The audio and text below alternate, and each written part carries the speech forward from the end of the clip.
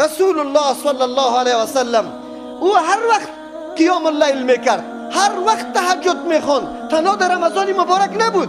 از او خاطر در نماز رسول الله کدام تغییری هیچ نآمده، نه در رمضان نه در غیر رمضان. رسول الله 8 رکعت تهجد و 3 رکعت وتر، گاهی اوقات 5 رکعت وتر رسول الله میخوند. در او کدام تغییر نآمده.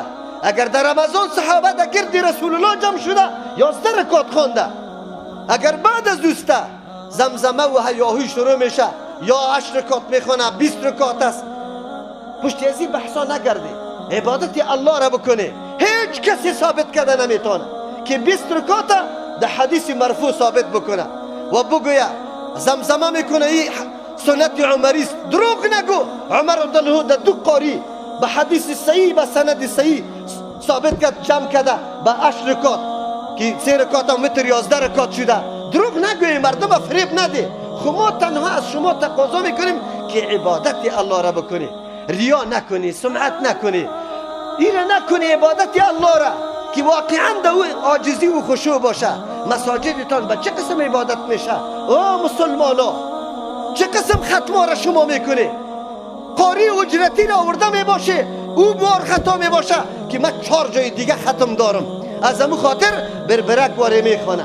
نه رکوعتان درسته نه سجده. شما را به الله قسم از مقتدیایتان سوال کنه که دعای استفتاح را خوانده تانست یا نه؟ تسبیحات 3 و 5 مرتبه تکمیل کرده در رکوع و سجده یا نه؟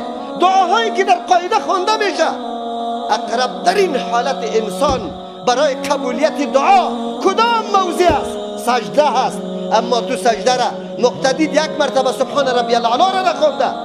بهترین موقعی که دعای انسان خوب قبول میشه آخری قاعده است. از او خاطر الله متعال به واسطه رسول خود در 2 مقام اختیار داده هر نوع دعا را انسان در سجده بکنه، هر نوع دعا را در قاعده بکنه، به خاطر که محل استجابت دعاست، موقع داده شود.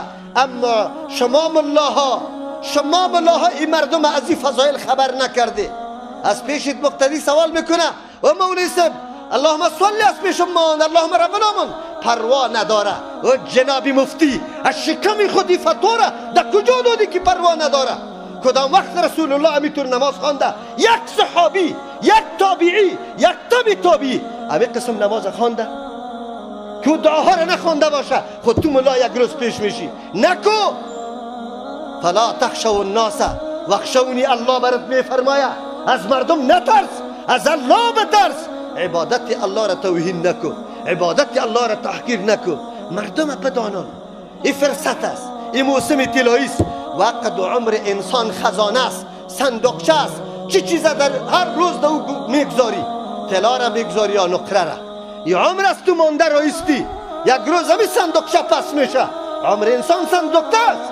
چه چیزا دو مانده رایستی؟ اهانت با نماز و عبادت الله، یعنی که تعظیم به نماز و عبادت الله. افسوس است. ای کاش که این فرصت و این اهمیت میدانستن که میفهمیدن که عبادت الله به کدام سیستم میشه. ما باز میگم که شکر الله را زیاد بکشیم. ما نالایقا را الله متعال همین قدر موقع داده که ما عبادت الله را به وجه درست بکنیم. یقینا این تقسیم الله است، به هر کس نصیب نمیشه.